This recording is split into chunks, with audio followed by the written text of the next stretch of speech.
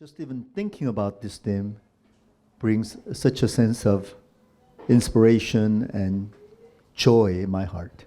그래서 제가 이 주제를 생각할 때는 저에게 이렇게 영감을 주고 또 이렇게 가슴을 뛰게 하는 그런 주제이기 때문입니다. But I must confess that this was not the theme or the title that I was thinking about initially. 근데 이 주제를 제가 처음부터 생각했던 그 주제는 아니었습니다. But after looking at my notes and after considering what this is actually implying, what this text is implying, I could not come to any other conclusion than this is what is known as divine human drama. 그래서 제가 이렇게 설교 노트를 보면서 읽으면서 이 그 제목이 신인적 드라마로 꼭 붙여야 된다고 생각하게 되었습니다. Let us read the text first, and then I'd like to expound on the reason why I believe that this is a drama that is about to unfold. 그래서 먼저 본문을 읽으면서 왜 이 그 본문이 드라마인지를 제가 나누겠습니다. In John chapter 11, verses 45 to 57. 요한복음 11장 45절에서 57절입니다. And we read, Therefore many of the Jews who had come to visit Mary and had seen what Jesus did believed in him. But some of them went to the Pharisees and told them what Jesus had done. Then the chief priests and the Pharisees called a meeting of the Sanhedrin. What are we accomplishing? They asked. Here is this man performing many signs. If we let him go on like this, everyone will believe in him, and then the Romans will come and take away both our temple and our nation. Then one of them, named Caiaphas, who was high priest that year, spoke up. You know nothing at all. You do not realize that it is better for you that one man die for the people than that the whole nation perish. He did not say this on his own, but as high priest that year, he prophesied that Jesus would die for the Jewish nation, and not only for the nation, but also for the scattered children of God, to bring them together and make them one. So from that day on, they plotted to take his life. Therefore, Jesus no longer moved about publicly among the people of Judea. Instead, he withdrew to a region near the wilderness, to a village called Ephraim, where he stayed with his disciples. When it was almost time for the Jewish Passover, many went up from the country to Jerusalem for their ceremonial cleansing before Passover. They kept looking for Jesus, and as they stood in the temple courts, they asked one another, What do you think? Isn't it coming to the festival at all? But the chief priests and the Pharisees had given orders that anyone who found out where Jesus was should report it, so that they might arrest him. 마리아에게 와서 예수께서 하신 일을 본 많은 유대인이 그를 믿었으나 그 중에 어떤 자는 바리새인들에게 가서 예수께서 하신 일을 알리니라. 이에 대제사장들과 바리새인들이 공회를 모으고 이르되 이 사람이 많은 표적을 행하니 우리가 어떻게 하겠느냐. 만일 그를 이대로 두면 모든 사람이 그를 믿을 것이요 그리고 로마인들이 와서 우리 땅과 민족을 빼앗아 가리라 하니 그 중에 한 사람 그 해의 대제사장인 가야바가 그들에게 말하되 너희가 아무것도 알지 못하는도다. 한 사람이 백성을 위하여 죽어서 온 민족이 망하지 않게 되는 것이 너희에게 유익한 줄을 생각하지 아니하는도다 하였으니 이 말은 스스로 함이 아니요 그 해의 대제사장이므로 예수께서 그 민족을 위하시고 또 그 민족만 위할 뿐 아니라 흩어진 하나님의 자녀를 모아 하나가 되게 하기 위하여 죽으실 것을 미리 말함이러라. 이날부터는 그들이 예수를 죽이려고 모의하니라. 그러므로 예수께서 다시 유대인 가운데 드러나게 다니지 아니하시고 거기를 떠나 빈들 가까운 곳인 에브라임이라는 동네에 가서 제자들과 함께 거기 머무르시니라.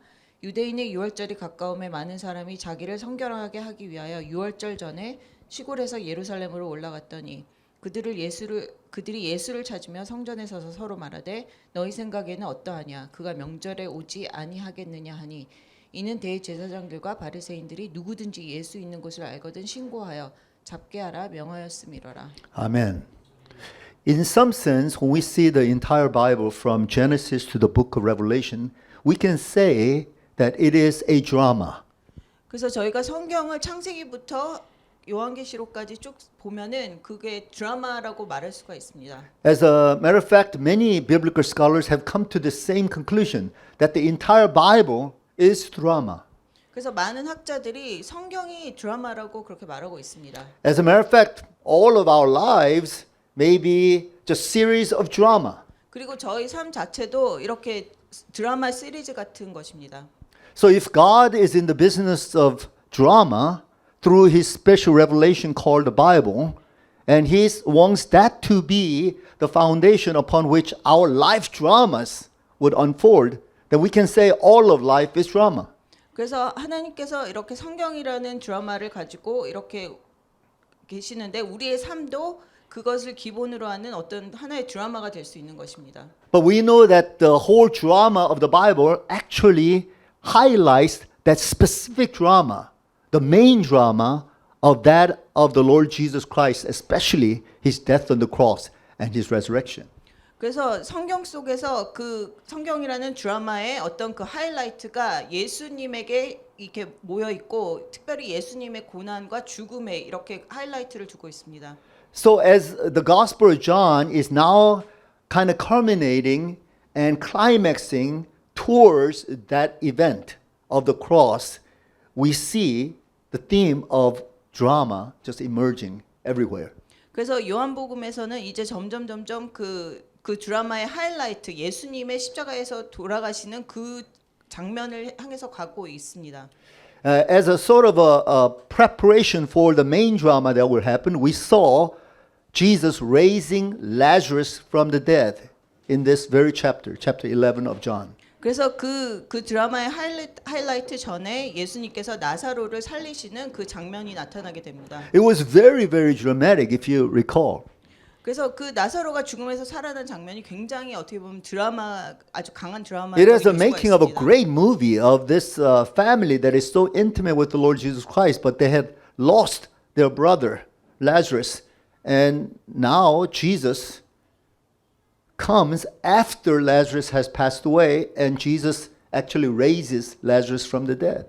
그래서 예수님과 굉장히 친밀했던 이 가족의 그 오빠가 죽게 되고 또 예수님이 오셔서 그 죽음에서 나사로를 살리는 그 이야기는 어떻게 보면은 아주 그 극적인 드라마로 만들 수 있는 이야기였습니다. And we have already studied in chapter 12 that Mary, the sister of Lazarus, also engages in a sort of a personal drama of her own, pouring perfume at Jesus' feet and washing his feet with her hair, wiping his feet with her hair. 그리고 12장에 보면은 마리아도 또 예수님의 발에 향유를 부어서 그 깨뜨려서 향유를 붓고 자기 머리로 예수님의 발을 이렇게 닦는 어떻게 보면 또 다른 드라마적인 그런 장면을 또 연출했습니다. And after that, we are going to see that Jesus makes this triumphal entry into the city of Jerusalem. That itself is a drama.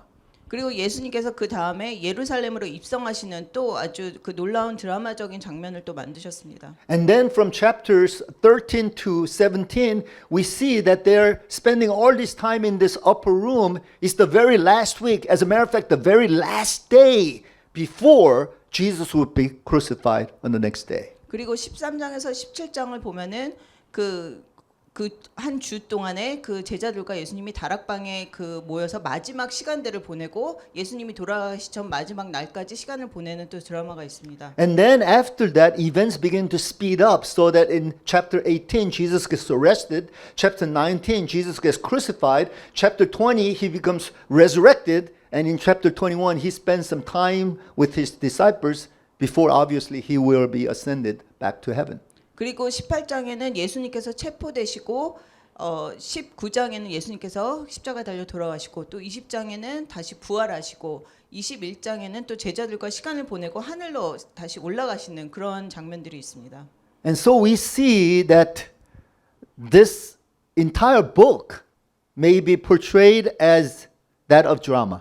그래서 이 전체 책이 어떻게 보면은 하나의 드라마라고 말할 수가 있는 것입니다. And that's what I've been doing. I was reading this text and I saw all the elements of drama. 그리고 제가 이 본문을 읽으면서 이 안에 모든 드라마적 요소가 들어있는 것을 보게 됩니다. I have a little bit of background with the stage setting and choreography, so I know a little bit about depicting drama. It has to be dramatic. 그래서 제가 뭐 드라마 그 어떤 연출이나 그 안무 그 백그라운드가 있기 때문에 그 드라마를 위해서는 어떤 그런 드라마의 요소들이 필요한 것입니다. And one of the most important of the elements of drama is that of characters. Characters have to be portrayed well.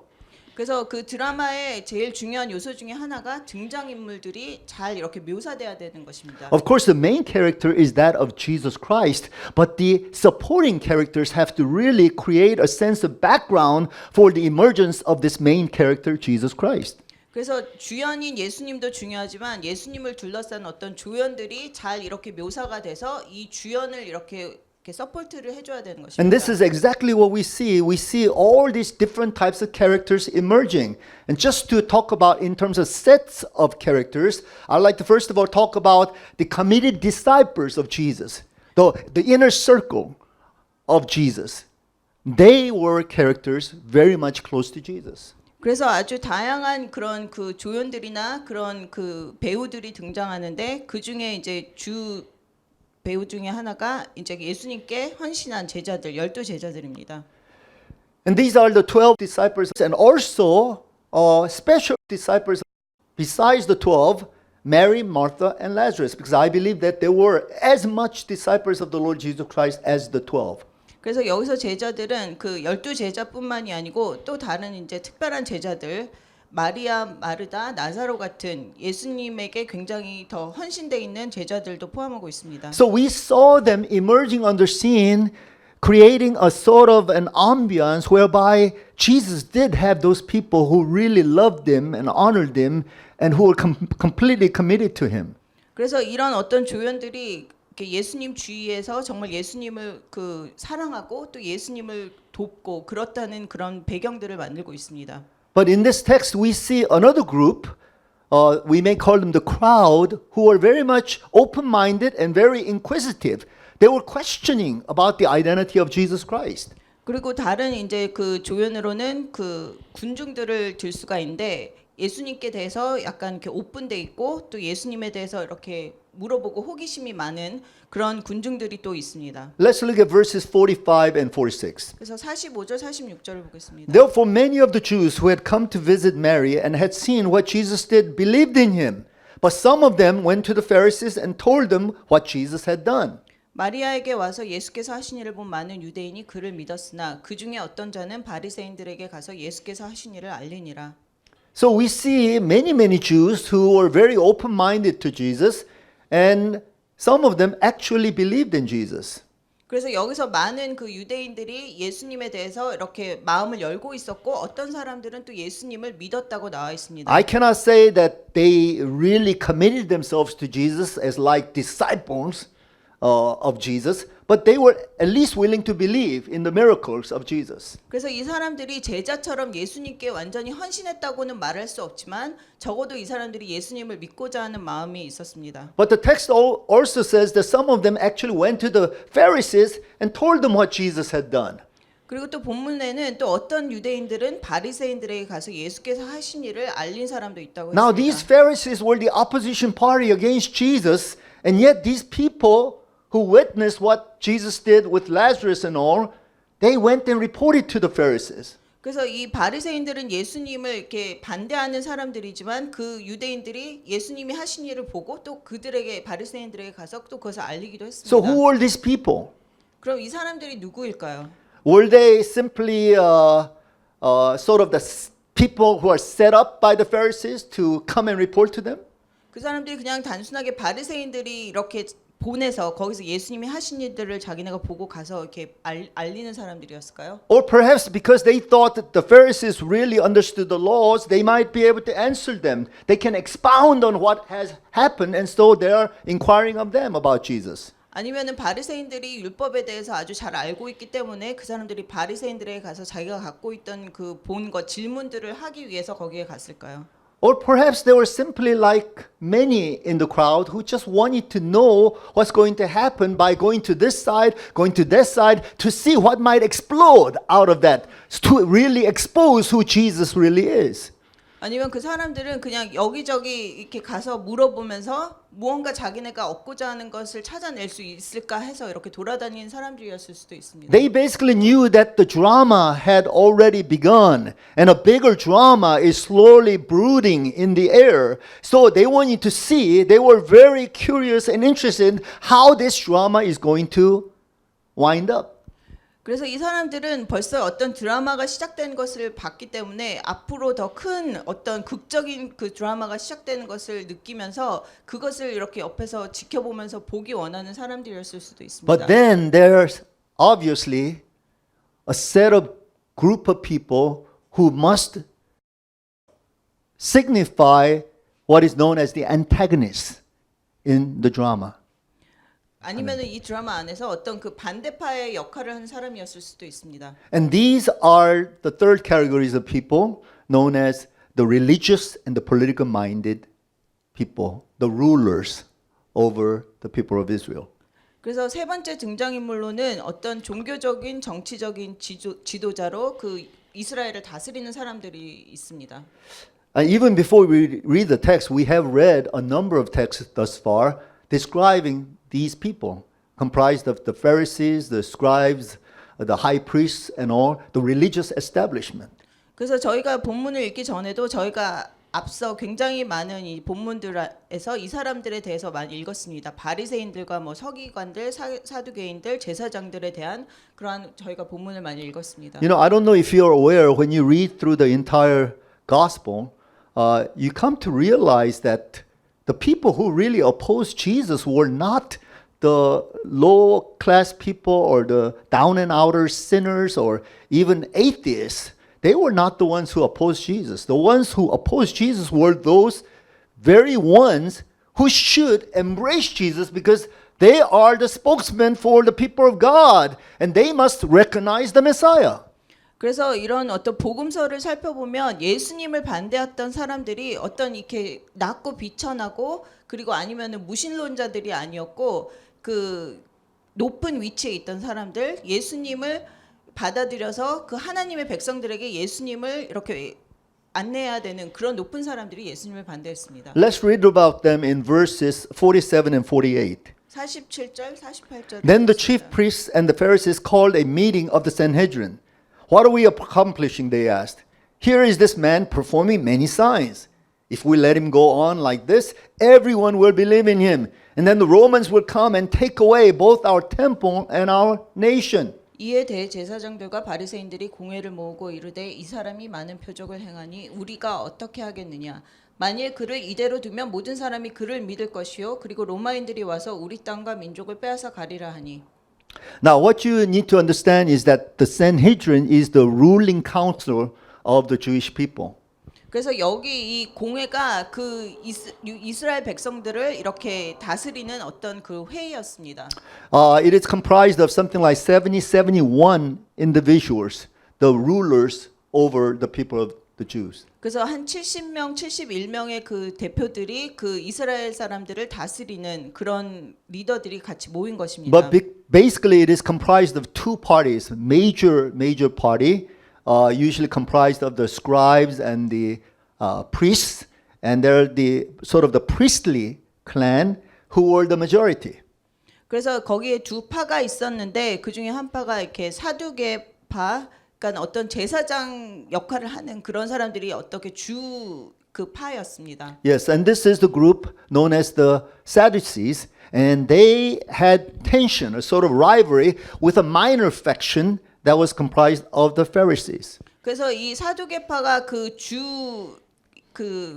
를 이루고 있었는데 그래서 이 아주 소수파였던 바리새인들과 이렇게 경쟁 관계에 있었습니다.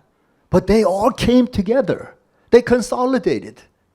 For what reason? To conspire against public enemy number one, Jesus Christ. 그래서 이 서로 경쟁하던 두 파가 예수님을 이렇게 잡기 위해서 한 자리에 모이게 되었습니다. And it is very interesting what they're saying here. They're saying we cannot do anything to bring control to the situation. It seems like Jesus has created a huge fan base. People all over this land is going after Jesus. We're going to have a big commotion in the air, and we are in trouble because of that. 그래서 여기 보면 이 사람들이 모여서 예수님이 너무나 이렇게 많은 사람들의 지지를 받고 많은 사람들이 예수님을 따르기 때문에 자기네가 이렇게 컨트롤을 할 수 없다고 그렇기 때문에 이게 큰 문제가 될 거라고 그렇게 얘기했습니다. Because the Romans who are in control, they're going to feel as though they're authority is being threatened by this new hero, a new Messiah that is emerging on the scene. 그래서 로마 사람들이 그 예수님이 너무나 이렇게 큰 힘을 얻기 때문에 자기네가 위협을 느낄 거라고 이 사람들이 그렇게 말했습니다. And so, politically speaking, if the Jews kept quiet, they would have no problem. They can go about their temple worship, they can go about their leisurely life, but with the Messiah, and perhaps even the Reformation that would happen with the Messiah, this is going to cause a lot of trouble with the Romans. 그래서 이스라엘 사람들이 그냥 조용히 살고 있으면 로마 사람들과 전혀 문제가 없지만 이렇게 새로운 메시아가 나타나서 어떤 개혁을 이루려고 할 때는 로마 사람들과 문제가 생길 거라고 이렇게 말했습니다. And they were afraid that the Romans are going to come and basically destroy the temple and remove their nation as they have experienced long ago through their ancestors who were destroyed by the Assyrians and the Babylonians and the Greeks. And now the Romans will do the same thing to them. 그래서 이 사람들이 옛날에 자기네들이 그 아시리아나 이런 그 그리스 사람들에게 자기네가 이렇게 다 그 빼앗기고 이렇게 다 무너짐을 당하는 그런 똑같은 일이 로마 사람들에 의해서 일어나는 것을 두려워했습니다. But they were operating out of sense of religiosity and political mindedness. 그렇지만 이 사람들은 그냥 그 종교적으로 또 정치적인 그 생각을 가지고 모든 것을 이렇게 행했습니다. Now I use the term religious and you may think, wow, that's okay.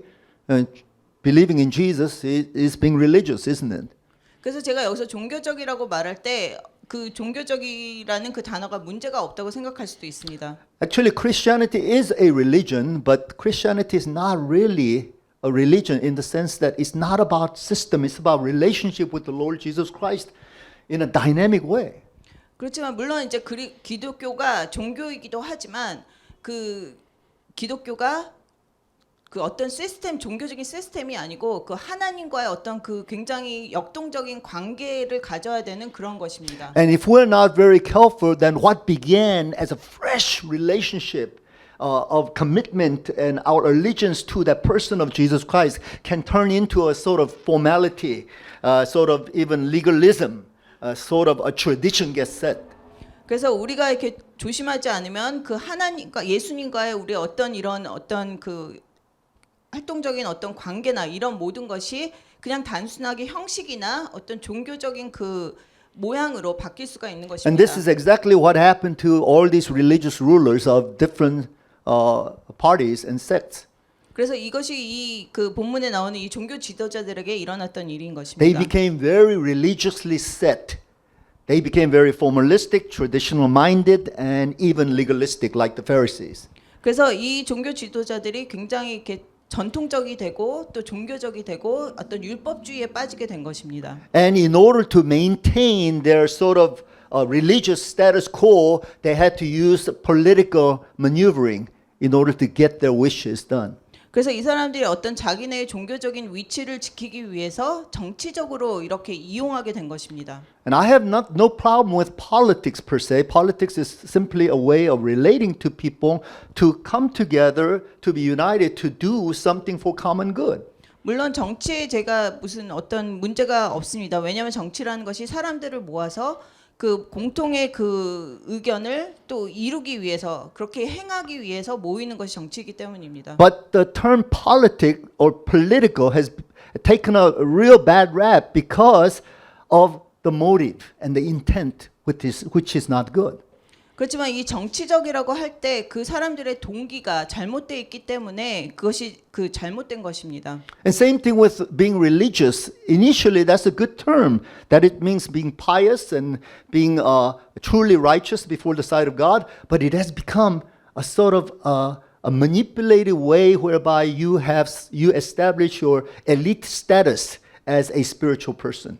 물론 종교적이라는 단어도 처음에는 그렇게 나쁜 의미로 쓰인 것이 아닙니다. 왜냐하면 하나님을 공경하고 하나님을 이렇게 두려워하는 그런 의미였지만 이 사람들이 그것을 어떤 자기의 위치를 세우기 위해서 사용할 때 그것이 잘못되는 것인 And we as Christians, we must be very careful not to get so religious and political minded.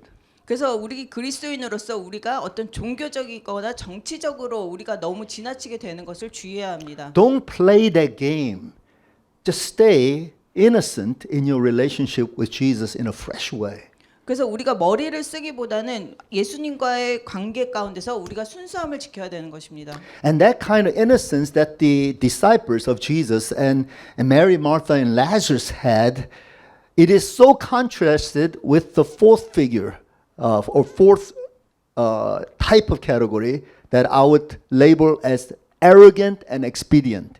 그래서 그 예수님에 대한 어떤 순수한 마음을 지켰던 12제자나 또 마리아, 마르다, 나자로와 이렇게 반대되는 인물로서 네 번째 인물을 나오는데 그 사람들은 거만하고 어떤 그 정략적인 것을 추구하는 사람들입니다. And this is embodied in the very figure of the high priest, Caiaphas. 여기서는 그 대제사장이 그런 인물로 나옵니다. As a matter of fact, regarding Caiaphas, Josephus, the first century Jewish historian, said that this is one of the most arrogant person, mean and arrogant person. 그래서 그 초대교회 학자 그에 의하면 여기 나오는 가야바 대제사장이 그 엄청나게 거만한 사람이라고 그렇게 말하고 있습니다. Let's read from verse 49 to verse 53. 49절에서 53절입니다. Now one of them, named Caiaphas, who was high priest that year, spoke up. You know nothing at all. He's saying in the Sanhedrin, all these voices that are being raised, and he says, you know nothing at all. You do not realize that it is better for you that one man die for the people than the whole nation perish. He did not say this on his own, but as high priest that year, he prophesied that Jesus would die for the Jewish nation, and not only for that nation, but also for the scattered children of God, to bring them together and make them one. So from that day on, they plotted to take his life. 그 중에 한 사람 그의 대제사장인 가야바가 그들에게 말하되 너희가 아무것도 알지 못하는도다. 한 사람이 백성을 위하여 죽어서 온 민족이 망하지 않게 되는 것이 너희에게 유익한 줄을 생각하지 아니하는도다 하였으니 이 말은 스스로 함이 아니요 그 해의 대제사장이므로 예수께서 그 민족을 위하시고 또 그 민족만 위할 뿐 아니라 흩어진 하나님의 자녀를 모아 하나가 되게 하기 위하여 죽으실 것을 미리 말함이러라. 이날부터는 그들이 예수를 죽이려고 모의하니라. In describing the very character of Caiaphas, I think it is now very appropriate to bring in another theme that's related to drama. 그래서 이 가야바가 등장인물로 나오면서 또 다른 어떤 주제를 하나를 더 집어넣을 수가 있습니다. And that is the theme of plot. There's a 그래서 plot that is about to be established here. 그래서 여기서는 그 하나의 음모가 이렇게 만들어지려고 하는 그런 상황인 것입니다. What is interesting about Caiaphas is that he, as perhaps the highest figure in amongst the Jews, who should exemplify that which is a moral excellence and true righteousness, and a man who championed truth, has no intent of determining whether Jesus was true or not. 그래서 여기서 나오는 그 가야바는 그 유대 그 종교 안에서 제일 어떤 높은 위치에 있었던 사람이어서 그 사람이 어떻게 보면은 어떤 진리나 선이나 의 이런 것들을 이렇게 자기가 본을 보여야 되는 어떤 그런 사람이었지만 이 사람이 여기서는 전혀 예수님이 메시아인지 아닌지에 대한 전혀 그러한 관심이 없었습니다. Now, what we see in his attitude is that he is deliberately plotting a conspiracy against Jesus to accuse him and then finally to kill him. 그래서 여기서는 가야바가 오히려 예수님을 이렇게 그 잡아서 죽이려는 그런 음모를 더 꾸미는 그런 모습을 보게 됩니다. And he justifies himself by saying that this is a necessary sort of casualty that must be had in Jesus Christ for the sake of the common good. 그래서 여기서는 이 사람이 그 예수님을 희생시키는 것이 꼭 필요하고 모든 사람의 그런 그 유익을 위해서 꼭 필요한 것이라고 이렇게 정당화하고 있습니다. The means that will justify the end. 그래서 이 수단이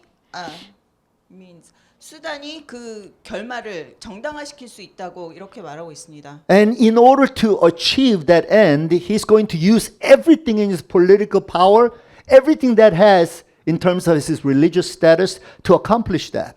그래서 이 사람이 어떤 그런 자기가 원하는 결말을 얻기 위해서는 모든 수단을 다 동원하고 모든 것을 다 이렇게 자기가 사용하려고 합니다. There's no God in this scenario. 여기서 하나님이 이 시나리오에는 없습니다. There's no prayer and fasting and discernment in the spirit. 아니면 기도하거나 뭐 금식하면서 하나님의 뜻을 분별하는 것도 없습니다. It's simply a political power play here. 여기서는 그냥 단순하게 정치적으로 자기의 힘을 사용하는 것입니다. Manipulation and maneuvering, that's all. 그리고 이용하고 조종하고 있습니다. But I'm not talking about some first century figure here. I'm talking about even in Christianity today. Even among Christians and Christian leaders, we see a lot of that going on. 그래서 이것이 단순히 1세기에만 있었던 문제가 아니고 지금 우리 상황에서도 많은 기독교 지도자나 그런 사람들이 이런 식으로 그런 조정하고 이용하는 상황들을 많이 보게 됩니다. Without any sense of moral consciousness or moral conscience, we manipulate, we maneuver to make things happen according to our own agenda and plans. 그래서 우리가 어떤 도덕적인 관념이 없이 그냥 모든 것을 조종하고 이용해서 우리가 원하는 것을 이루기 위해서 다 이렇게 사용하는 것입니다. But what is very interesting here is even though man may plot, man may conspire, man may have meant for evil certain things, what we see is God actually turning that into the ultimate good, just like in the case of Joseph. 그래서 여기서 보는 것이 사람이 악을 행하고 또 음모를 꾸미고 그렇게 모든 악한 것을 계획하지만 하나님께서는 결국 그것을 또 선하게 인도하시는 것을 보게 됩니다. Let's read that verse 51 and 52 once again. He did not say this on his own, but as high priest that year, he prophesied that Jesus would die for the Jewish nation. And yes, Jesus is going to die for the Jewish nation. And not only for the nation, but also for the scattered children of God, to bring them together and make them one. Yes, through Jesus' death, all these scattered children of God are going to be brought together and they'll become united as the body of Christ. 그래서 여기서 51절, 52절을 보면 이 말은 스스로함이 아니요 그의 대제사장이므로 예수께서 그 민족을 위하시고 또 그 민족만 위할 뿐 아니라 흩어진 하나님의 자녀를 모아 하나가 되게 하기 위하여 죽으실 것을 미리 말함이러라. So his prophecy would eventually happen. It'll become a reality. 그래서 이 사람이 했던 어떤 그 예언이 이루어지고 현실이 되는 것입니다. Does this mean that Caiaphas was such a wise and perceptive person who sensed the heart and the will of God regarding Jesus as the one who is going to come as the Messiah and be the Redeemer for our sins? 여기서 가야바가 너무 지혜로워서 하나님의 마음과 뜻을 알고 예수님께서 하나님이 보내신 메시아라는 것을 알아서 이렇게 말했을까요? Of course not. He was operating out of fear and insecurity. He was afraid that Jesus will become a liability for the nation, so they have to get rid of him. By destroying him, the nation will be saved. 그래서 가야바는 여기서는 두려움과 어떤 불안함을 가지고 이런 말을 했고 예수님께서 어떤 이 나라에 위협이 되기 때문에 그 예수님을 없애야 된다고 그렇게 말했던 것입니다. And what is very interesting is not only in this case, but even throughout the entire Bible, we see many similar cases like that. And all throughout the history of humanity, we see over and over what the evil men have intended. God will use that and turn things around to produce His own works of good. 그래서 우리가 이런 성경에서뿐만이 아니고 어떤 역사 전체를 통틀어서 이런 케이스를 많이 보게 되는데 사람들이 그 악을 계획하고 악을 행하기 위해서 그런 음모를 꾸미지만 하나님께서 그 모든 것을 바꾸셔서 또 하나님의 선을 위해서 사용하시는 것을 보게 됩니다. But people in general cannot see that. Even these main players like Caiaphas and the Sanhedrin, they could not see what was happening. They were simply plotting against Jesus, and yet God was working secretly through these means to accomplish His own redemptive purpose. 하지만 여기 나오는 이 등장인물 가야바와 같은 사람들은 이런 모든 하나님의 계획을 보지 못하고 자기네가 그냥 음모를 꾸미는 대로 행하기를 원하지만 결국 하나님께서 그 모든 것을 하나님의 선을 위해서 사용하시게 됩니다. How many of you believe that God is in absolute control over everything that is happening in the entire universe? 그래서 하나님이 얼마만큼 전적인 그 주권을 가지고 이 우주를 움직이고 계시는지 믿는 사람들이 몇 명이나 됩니까? How many of you believe that in all the history of humanity, God was in absolute control over all the situations and events, even greatest calamities, even the Holocaust that may have happened? God was in absolute control, whether that makes sense or not. How many of you believe that? 그리고 역사를 통틀어서 그 모든 역사의 모든 하나하나의 사건 가운데 하나님께서 전적인 주권을 가지고 계시고 다 이렇게 그것을 움직이고 계셨다고 믿는 분이 몇 명이나 있습니까? How many of you believe that right now in this drama that is about to unfold, the Jews are plotting against Jesus and Jesus is a total underdog and he's going to go like a lamb to the slaughterhouse because he will be falsely accused, he will be crucified by the Romans and all that. But how many believe that God was in total control over this situation? 그리고 이제 앞으로 펼쳐질 드라마 예수님께서 어린 양같이 잡혀서 십자가에 돌아가시는 이런 모든 사건 가운데서 하나님이 어떻게 전적인 주권을 가지고 계신다고 믿는 사람들이 몇 명이 됩니까? We as Christians, we must believe that God is in utter control. This is what we call in theological circles as divine providence.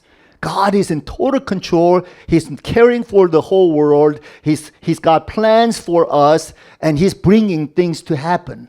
그래서 하나님이 전적인 모든 것을 다 다스리고 계시고 통제하고 계시고 전적인 주권을 가지고 계시고 우리 삶을 다 다스리고 계신다는 것이 여기 나오는 어떤 중요한 포인트인 것입니다. But John Calvin, the great reformer, he actually used the term secret providence. It is secret providence of God because people have no idea that God is in control. 그래서 존 칼빈은 그 하나님의 어떤 비밀스러운 공급하심, 비밀스러운 어떤 그 주권에 대해서 말하고 있는 것이 우리가 하나님이 그렇게 하고 계시는 것을 모를 때가 있기 때문입니다. And people might say Caiaphas is in control, the Sanhedrin is in control, the ruling party is in control, or maybe the Romans may be in control, and they're playing this political game to be in control. But Bible is very clear. It is God working in their midst in a secret way to bring forth his own conspiracy so that he can topple their government and their ways of thinking to bring Jesus as the Messiah, as the Redeemer of us all. 그래서 여기 나오는 그 성경에서는 사람들이 가야바 또 아니면은 로마 뭐 이렇게 그 공회가 그 컨트롤을 가지고 있다고 생각하고 있지만 이 모든 상황 가운데서 하나님이 컨트롤을 가지고 계시면서 이 사람들이 모를 때 비밀리에 그 모든 이 사람들의 계획을 뒤집어서 하나님의 계획을 이루고 계신다는 것입니다. This is the problem and the issue that we have all struggled through. As a matter of fact, humanity has struggled over this very issue all throughout our history, and that is the whole issue of the sovereignty of God and human free will. 그렇죠. 이것이 우리가 계속해서 우리 삶 가운데서 갈등하고 고민하는 그런 것 중에 하나입니다. 하나님의 전적인 주권과 또 우리가 가지고 있는 인간의 자유 의지에 대한 어떤 그 갈등인 것입니다. If God is in total control, what can human beings do? 만약에 하나님이 전적으로 컨트롤하고 계시다면 우리 인간이 무엇을 할 수 있습니까? And so the humanists would say, no, we have the free will, we have the power within us. And therefore, in order to accentuate that, we bring our status to the highest and then basically excise God out of the picture. 아니면 또 우리가 우리 인간의 자유 의지를 이렇게 나타내면서 그것을 자유 의지를 위로 이렇게 하나님께 그것을 다시 보여드리면서 하나님의 그런 어떤 전적인 주권이 또 사라지게 만드는 또 그러한 반대의 형상이 나타날 수 있습니다. But the theists in opposition would say, no, God is in total control over everything to a point that human beings are left without anything much to do. 그래서 그 유실론자들이 하나님의 어떤 전적인 주권을 강조하면서 인간의 자유 의지를 아주 제일 최소화해서 우리 인간은 그냥 존재하지 않는 느낌이 들게 만드는 그런 또 말들이 있습니다. And the irony is that the very people who really honor John Calvin for emphasizing the sovereignty of God, they made it sound like John Calvin is talking about some kind of determinism or some kind of fate out of which they could do nothing about, and they make a mockery of John Calvin's teaching. 그래서 또 어떤 사람들은 존 칼빈의 그 가르침을 굉장히 이렇게 약간 그 바꿔서 존 칼빈이 하나님의 전적인 주권을 얘기했기 때문에 모든 것이 다 결정되어 있고 그 결정된 대로는 더 이상 뭐 바꿔지는 것이 없다는 어떤 그런 그 이론을 얘기하기도 합니다. So you could understand, logically speaking, if God is in control, He's going to make things happen anyway. He's going to be in control over every little thing. Then what can we do? And we fall into passivity. 그래서 하나님이 전적인 어떤 컨트롤을 가지고 계시다면 하나님이 그냥 모든 것을 다 알아서 그냥 컨트롤 하시기 때문에 우리에게는 뭐 아무 그런 어떤 선택이나 컨트롤이 없다 이렇게 얘기할 수 있습니다. So basically, because we are helpless creatures, we just fold our arms and we just see what God is up to and let God be God about it. 그래서 우리는 그냥 이렇게 손을 그냥 가만히 이렇게 꼬고 그냥 하나님이 뭐 어떻게 하시는지 그냥 보자 그냥 그런 어떤 수동적인 자세를 취하게 되는 And 것입니다. because so many Christians have that kind of mentality, which is a wrong mentality, nothing gets done in the body of Christ. 그래서 많은 그리스도인들 중에 그런 생각을 갖고 있는 사람들이 수동적으로 행하기 때문에 어떻게 보면은 그 그리스도의 몸 안에서 이루어지는 일이 없는 경우가 많이 있습니다. But I just want to tell you, sovereignty of God does not refute human free will. He does not deny human responsibility. 그래서 하나님의 전적인 주권은 인간의 자유 의지를 부인하는 것도 아니고 그것을 무시하는 것도 아닙니다. But at the same time, our free will cannot possibly obstacle and hinder God's sovereign will. 하지만 우리의 자유 의지가 또한 하나님의 어떤 전적인 주권을 막을 수가 없는 것입니다. So what must we do? 그럼 우리가 어떻게 해야 할까요? As I have clearly shown in this diagram, we have these two lines. One has to do with the line of the sovereignty of God's will. 그래서 이 도표를 보면 그 두 줄이 있는데 위에가 하나님의 전적인 And the 주권입니다. other line has to do with human free will. 그리고 밑에가 인간의 자유 의지입니다. You might even say it's going on a parallel course. 그래서 이렇게 여러분은 그냥 이것이 그 평행으로 간다고 생각할 수도 있습니다. We logically cannot make that connection. 이렇게 우리가 그것을 만나게 우리 그 논리로는 만나게 할 수가 If we 없습니다. logically say because God is going to do that, therefore I cannot do that, and therefore I shouldn't do that, and therefore we'll just let God do it, we operate with that kind of mentality, I tell you, you're in the wrong. 그래서 우리가 이것을 그냥 평행을 만나게 할 수 없기 때문에 그냥 하나님이 다 이것을 하게 하시고 하나님이 다 알아서 이렇게 만나게 해주시겠다. 우리는 할 수 있는 게 아무것도 없다라고 생각하면 그것이 That's not what 잘못된 Bible 생각입니다. teaches. 그게 성경이 가르치는 것이 What 아닙니다. Bible teaches is that God is in absolute control over all circumstances and situations in your life. Therefore, you and I, we are responsible to be in alignment to His will and flow with His will. 그 하나님이 모든 것에 주권을 가지고 계시기 때문에 우리가 그 주권을 따라서 우리의 삶을 책임감 있게 그 주권에 맞추고 하나님의 뜻에 맞춰서 이렇게 살아나가야 된다는 것입니다. And I want to make a case for this by looking at verse 54. 그래서 그 54절을 보겠습니다. In verse 53, it says, So from that day on, they plotted to take his life. And Jesus knew that. But in verse 54, therefore, Jesus no longer moved about publicly among the people of Judea. Instead, he withdrew to a region near the wilderness, to a village called Ephraim, where he stayed with his disciples.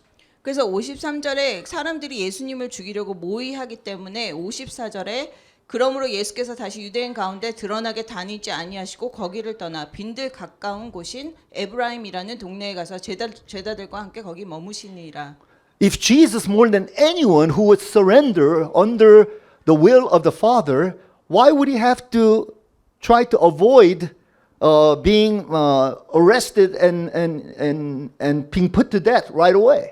그래서 예수님께서 어떤 하나님이 벌써 계획해 놓으신 그 고난을 받으시는 그것이 있다면 왜 여기서 예수님께서 그 잡히시지 않으려고 드러나지 않게 다니시고 에브라임이라는 동네로 가셨을까요? Why didn't he just say, okay, the prophecy has been spoken perfect. It fits perfectly with the will of God for sending me to this earth. Okay, now I'm ready. Come and take me, and arrest me. 그래서 예수님께서 그 예언의 말씀대로 이제 그 시간이 됐기 때문에 내가 이제 고난을 받을 때가 됐으니까 와서 나를 잡아서 가라 이렇게 하실 수도 있었습니다. But that's not what Jesus did. Jesus sensed the will of God for every moment, and he realized it is still not the time. There is an appropriate time for him to get arrested and for him to get crucified and to die. But this is not the time. 하지만 예수님께서는 그 하나님의 그 뜻을 그 매 순간 이렇게 파악하시고 따르셨기 때문에 아직 예수님이 잡혀서 고난받으실 때가 아니라는 것을 알고 You see, 계셨습니다. Jesus was not operating with this deterministic notion or fate notion. He was operating with the notion of destiny, which is moving and in cooperation with God's will for his life. 그래서 예수님께서는 이 가운데서 모든 것이 다 결정돼 있고 또 모든 것이 다 그냥 원래 결정돼 있기 때문에 내가 그대로 그냥 하는 것이 아니고 그 하나님이 이렇게 보여주시는 뜻대로 하나님의 그 해주신 그것을 따라서 이렇게 순간순간 움직이고 계셨습니다. Let me tell you what I have learned through this whole process. Year after year, this issue comes up over and over again. Is it the sovereign will of God or is it the free will of human being? Is God doing it or am I responsible to do it? And we tend to think that this is some kind of little game that we play with God, and it's not.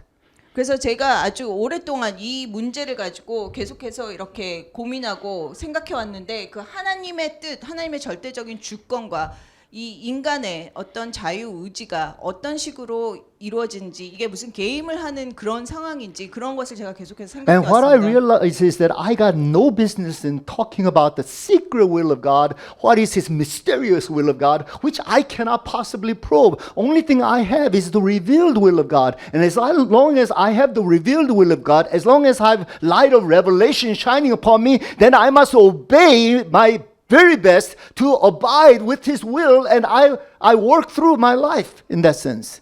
그래서 제가 하나님이 어떤 그 가려진 어떤 하나님이 숨겨놓은 비밀에 대해서는 내가 알 수는 없지만 하나님이 어떤 그런 뜻을 보여주셨을 때는 하나님의 그 뜻을 따라서 내가 내 삶을 움직이고 순종하고 따라 나가야 된다는 것을 배웠습니다. So I have learned to absolutely believe in the sovereign control over God. I have no inkling of a doubt about His sovereignty. And at the same time, my human responsibility that I have the free will to do the very best I can that I know how to be in line with the revealed will of God. 그래서 내가 하나님의 주권에 대해서 절대 주권을 철저하게 믿지만 또 동시에 나의 어떤 자유 의지, 하나님께서 그런 어떤 나에게 보여주시는 그 하나님의 뜻이 있다면 그것에 전적으로 책임감을 가지고 순종하면서 따라가야 된다는 것을 So I say, let 배우게 God be God. Let God do God thing. And let us do what human thing we're expected to do by God. 그래서 하나님에게는 하나님이 하실 일을 하게 두고 우리가 인간으로서 하나님이 우리에게 요구하시는 그 일들을 우리가 책임감 있게 해야 되는 것입니다. And we got plenty just from the revelation of the Word of God as to how we should live, how we should operate, how we should discern, and how we should obey Christ. 그래서 하나님의 말씀을 통해서 우리에게 충분한 계시가 있기 때문에 그 계시에서 우리가 어떻게 살아야 되고 어떻게 하나님을 따라야 되고 그 모든 것을 우리에게 보여주고 계십니다. So now let us go back to the theme of drama, 그래서 다시 그 드라마로 the 돌아가겠습니다. divine human drama. 신인적 드라마로 돌아가겠습니다. That how God is working out His drama, but we also fit into that drama in some way to the point that we are conscious of, to the point that we can see and understand. 그래서 하나님이 이 드라마를 이렇게 그 진행하고 계실 때 우리가 그 드라마에 같이 참여해서 우리가 하나님이 어떤 식으로 행하고 계신지 보게 되는 그런 And many 것입니다. times, like Caiaphas, even unconscious of what we are doing, but even that is the unfolding of God's own drama and His purpose for this world. 그래서 여기 나오는 가야바 같은 경우도 하나님이 무엇을 하고 계신지 보지 못했지만 하나님은 계속해서 하나님의 드라마를 펼쳐나가고 계셨던 So we have 것입니다. studied about the characters, we have understood about the plot, and now the third element, very important in any drama. 그래서 저희가 등장인물을 살펴봤고 또 어떤 그 드라마의 음모를 살펴봤는데 세 And- 번째는 드라마에 꼭 필요한 그 요소가 있습니다. And it is that sense of suspense. Suspense, not quite knowing how this is going to unfold, not quite knowing what is going to happen next. And this is all leading up to that climactic moment of Jesus dying on the cross. 그래서 세 번째 그 서스펜스 어떤 긴장감 그 이 이야기가 어떤 식으로 펼쳐질지 어떤 일이 일어날지 모르는 어떤 그런 긴장감과 그 클라이막스를 향해서 가는 And so 그것들입니다. in this end of this section, in verses 55 to 57, we see this description. When it was almost time for the Jewish Passover, many went up from the country to Jerusalem for their ceremonial cleansing before the Passover. They kept looking for Jesus, and as they stood in the temple courts, they asked one another, "What do you think? Isn't he coming to the festival at all?" But the chief priests and the Pharisees had given orders that anyone who found out where Jesus was should report it so that they might arrest him. 그래서 55절에서 57절을 보면 유대인의 유월절이 가까움에 많은 사람이 자기를 성결하게 하기 위하여 유월절 전에 시골에서 예루살렘으로 올라갔더니 그들이 예수를 찾으며 성전에 서서 서로 말하되 너희 생각에는 어떠하냐 그가 명절에 오지 아니하겠느냐 하니 이는 대제사장들과 바리새인들이 누구든지 예수 있는 곳을 알거든 신고하여 잡게 하라 명령하였음이로라. And then there is an added element to this suspense, and that's what John does. He intersperses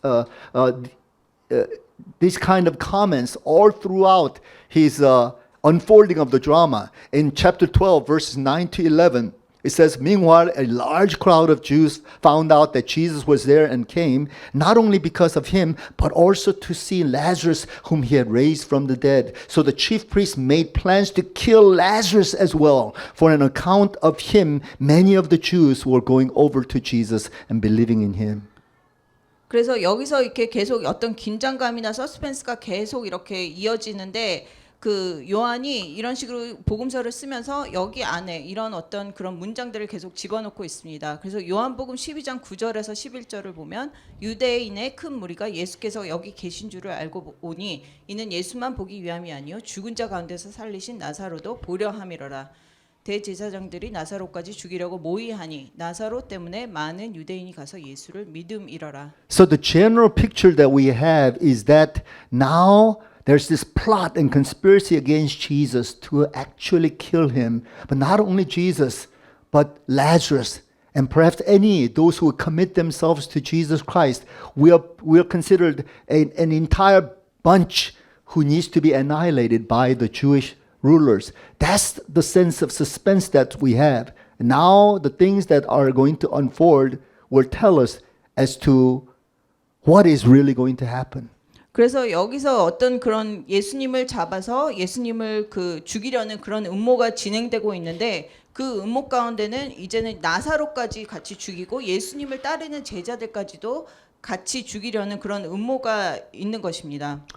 I'd like to exhort you when you read the Bible, practically any section of the Bible, even if it's like poetry too, or you're reading a word of wisdom, or you're just reading prophecy.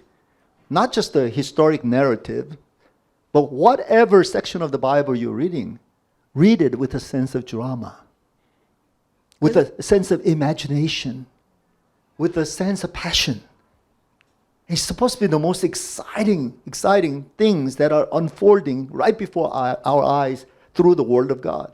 그래서 여러분이 성경을 읽을 때 뭐 예언서를 읽든 시편을 읽든 모든 그 성경을 읽을 때 그 드라마의 관점으로 그것을 읽기를 바랍니다. 그래서 거기서 열정을 가지고 어떤 그 하나님의 드라마를 거기서 읽을 수가 있는 것입니다. You see, the Bible should not be read in a dry, sort of just like didactic, just a teaching tool, just a manual, just a law book. Nobody's interested in that. The Bible is like picture book. Bible is drama unfolding. And if you have the imagination, see the Bible like a video clip of events happening, then so much for the better.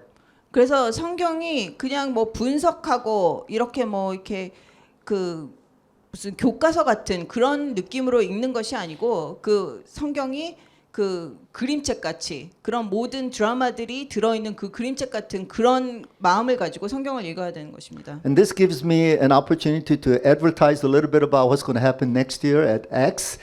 I am planning to do a major theodrama on the theme of mission. I've entitled that Missio. And everybody's very excited about it, but we are operating with pure faith in this.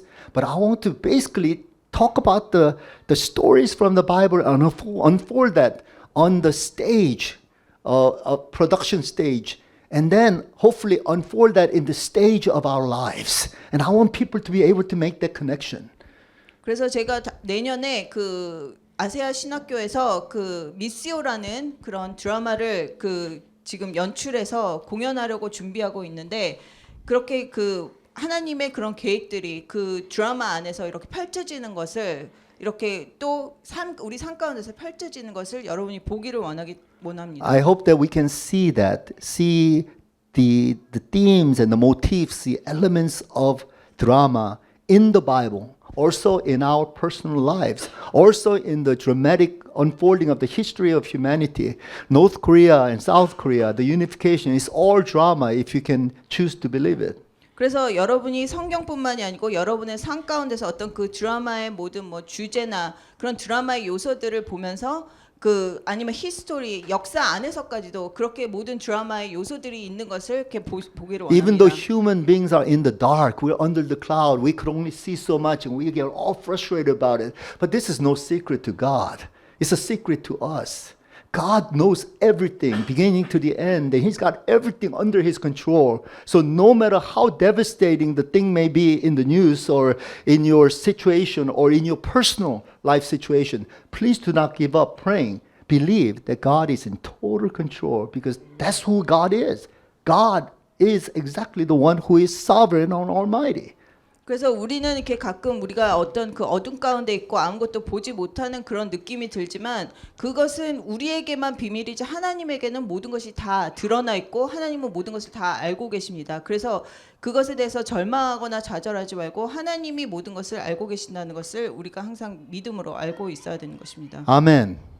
Amen. Let's pray. Heavenly Father, we thank you so much that you are indeed God in control. God who is omniscient, omnipotent, omnipresent. You're omni. You are everything, in control over everything.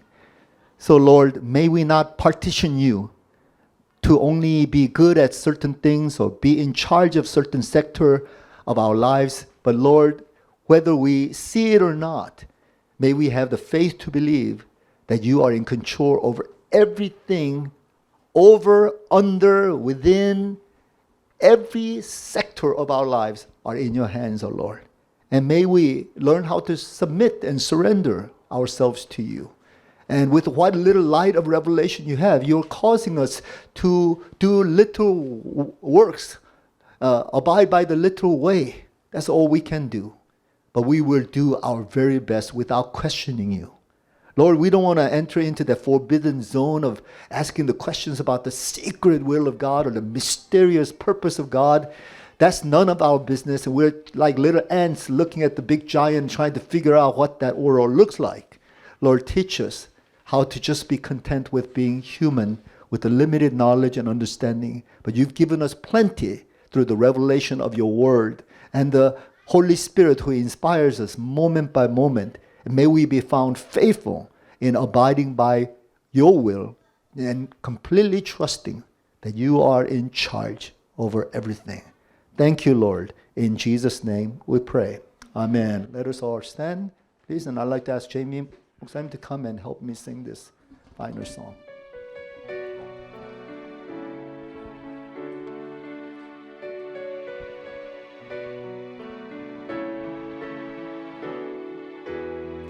Thank you for the cross, Lord.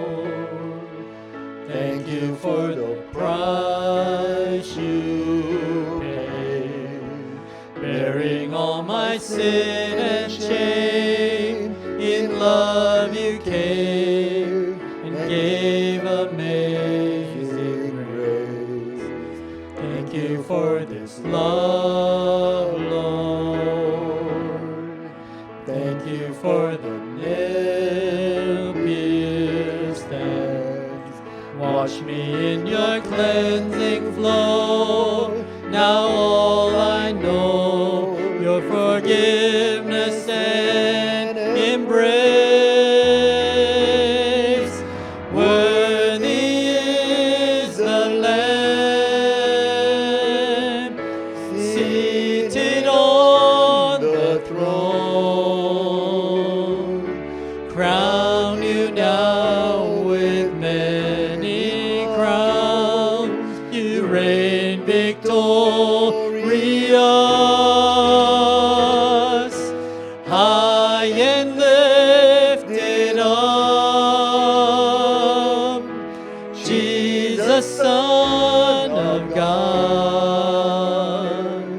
the darling of heaven crucified. Worthy is the Lamb, worthy is the Lamb.